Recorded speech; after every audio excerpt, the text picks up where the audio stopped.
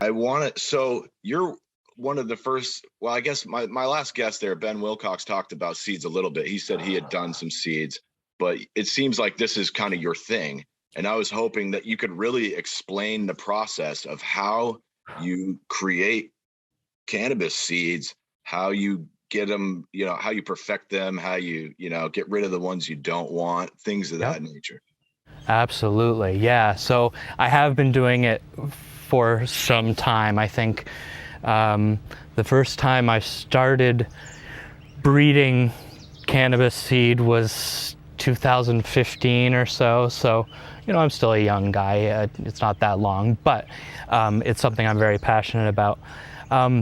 So I guess to start, you have to get your seed from somewhere. Every seed company gets their seed from somewhere else. So whether that's going out to a physical location and collecting the seed, typically, most people just get them from another seed company. Usually, if you only have a couple seed, you would expand the seed. So you do a run, you cross-pollinate, say you have 6 plants, you cross-pollinate all of those together. You call that open pollination. There's no selection at all. And from those 6 plants, you get 300 seeds. From those 300, from those 300 seeds, you want to plant maybe 100. The more you plant, the better selection you have the more you have to select from, basically. So you grow out those, a large amount of seed. You can select from those plants based on their phenotype, which are things that you can observe: the smell, the structure of the plant, how vigorous it is, how quickly it germinated, number of trichomes, if you're looking that closely, and even up to color matters to some people, leaf color. There's a number of different phenotype expressions that you can select from. And then typically once I've selected the phenotypes that I find desirable, I'll narrow them down, from 100 down to, say, 10 or so. And of that selection, I'll typically try to send away as many as I can for analysis, and that includes the males.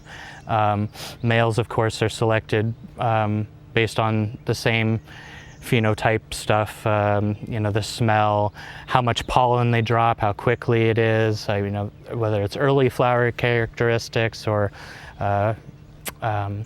etc. Any of those characteristics. Once they're sent in for the lab results, you get things back like the terpene expression, the cannabinoids that are expressed in that certain plant, and you can get results for flavonoids, although typically people don't go to that extent.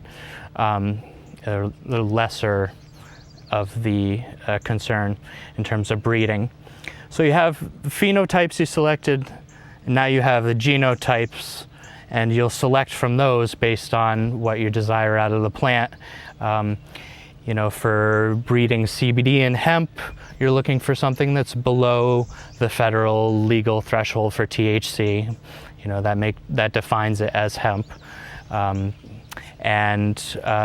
Typically the widest or the highest CBD concentration. Although, if you're looking for highest CBD concentration, typically that would be something you're breeding for extraction, whereas I'm starting to lean towards providing stuff that is more flavorful, that smells nice, that's early finishing, stuff for people at home, and stuff that's easy to grow and that's very appealing for the market and the consumer, not just for people that are extracting for CBD.